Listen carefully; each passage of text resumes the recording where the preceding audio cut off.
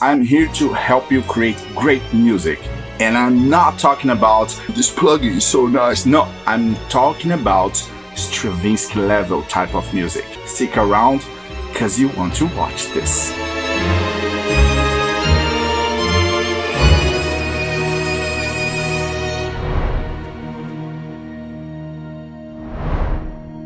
Welcome back. Today we're finishing our talk on the importance of music theory, or the unimportance actually, when it comes to composing. Specifically, why it's massively overrated and how it's probably killing your creativity.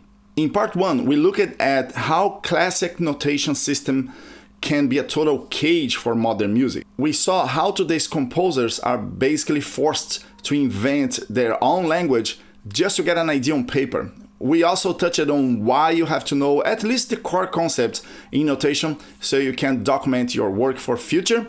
If you missed that rant, go catch up here before we dive into the rest. Look, if you want to be a human jukebox or an accompanist who just plays whatever is put in front of you, fine. Master the theory, become a ninja sight reader. If your life's goals is to impress strangers at a library piano just because you can improvise onto fancy chords, go for it. But if you are a composer, mastering traditional theory or perfect reading music at first glance is a massive waste of time. Why? Because you are spending all your energy learning to follow rules that were never meant for the sounds you have in your head. You don't need to master the systems, you need to prevent them from limiting your ideas. To do that, we have to think outside the box just a little. We need to go back to the very beginning and strip away some labels that might have perpetuated music rules in your head in a way that you might not even have noticed. Let's start with the most basic concept in music. What exactly is a note? Let's say you get white noise, which is pretty much all the frequencies together, and you pick just one of them and put in a little box and you give it a name. There you go, you have a note. Usually we define it as any sound with a stable pitch. Simple enough, right? But here's a problem. Why there are only 12 of them? Sure, Western music loves its 12-note system. We pick 7, call it a key, pretend that the rest of the frequency spectrum doesn't exist.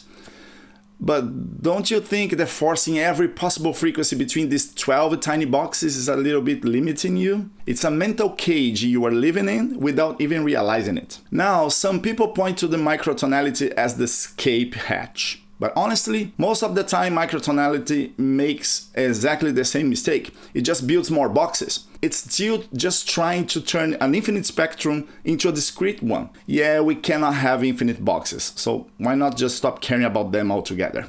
Take one of my pieces, for example.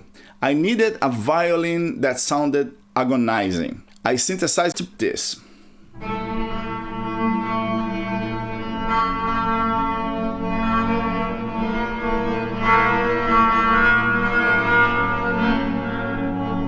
There was no way to cram that into standard notes, so I just stopped trying. I wrote a bass pitch, and then I used a jagged, spiked line to represent the discourse, the agonizing text that the violin was trying to scream. It wasn't a note, it was just a gesture, and it worked perfectly. But what happens when you have more than one of these sounds? Well, that brings us to what the textbooks call intervals. Usually when we talk about intervals, we use these fancy prestigious names: minor second, perfect fifth, major seventh.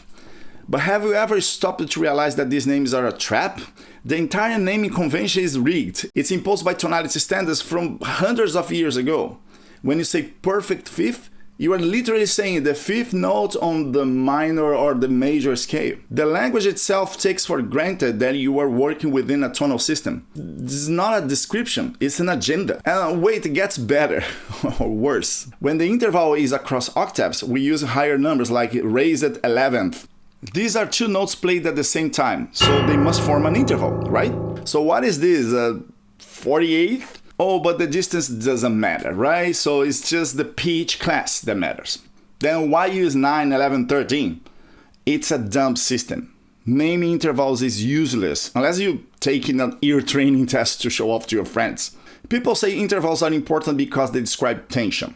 Well, explain this. This is very tense, right?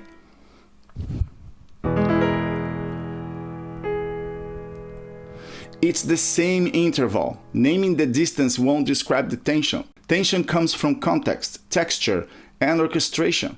Just giving a single name for an interval cannot properly classify its tension. Now on to something we were told to be the fundamental building block of learning harmony: triads.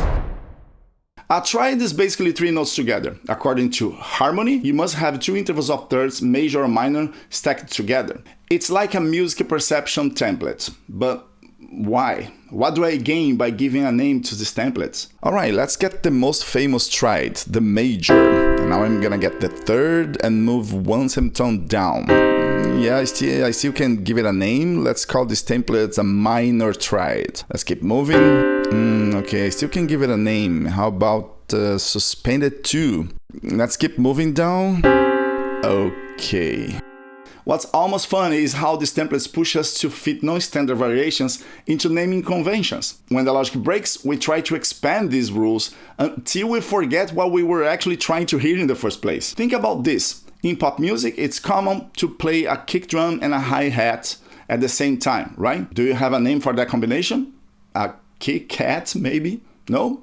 Does it matter? No. Screw it. I just write on the score, and you can call it whatever you want. I don't care. Next time someone asks you to play a triad, play them this. How do you like that? The word scale comes from the Latin scala, meaning a ladder. It implies steps. It implies you go from one to the next in order. And if you play the notes in a random order, you are not playing the scale anymore, by definition. At best, scales are just tiny little compositions where the order of the notes matters. If you prefer to think in a set of notes, why call it a scale? Why not call it a set of notes or field of notes? At least I can welcome this field freely. In mainstream harmony, scales have types, and they are the base of tonal music. To me, they are just memory templates. Your brain is trained to recognize these patterns because you've heard them a zillion times since you were born. But think about this. You also recognize this, right?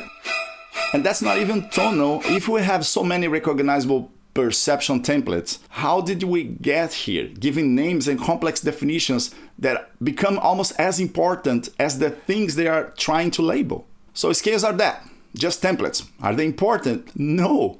Unless you are a performing, practicing technique, when you compose, search for raw ideas. If they happen to fit in a template and someone says, oh, that's a D harmonic minor, okay, good, thanks.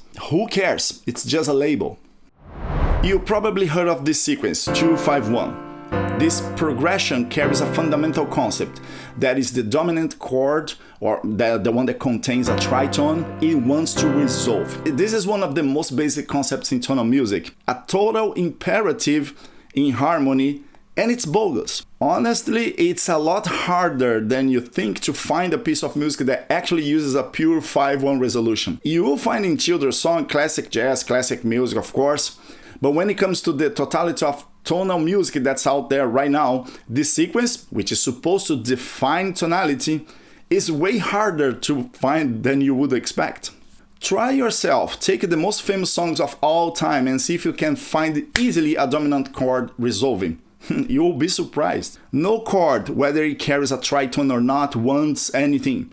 You, the composer, are the one who wants something. As I shown you before, depending on the context, a tritone is not inherently tense at all.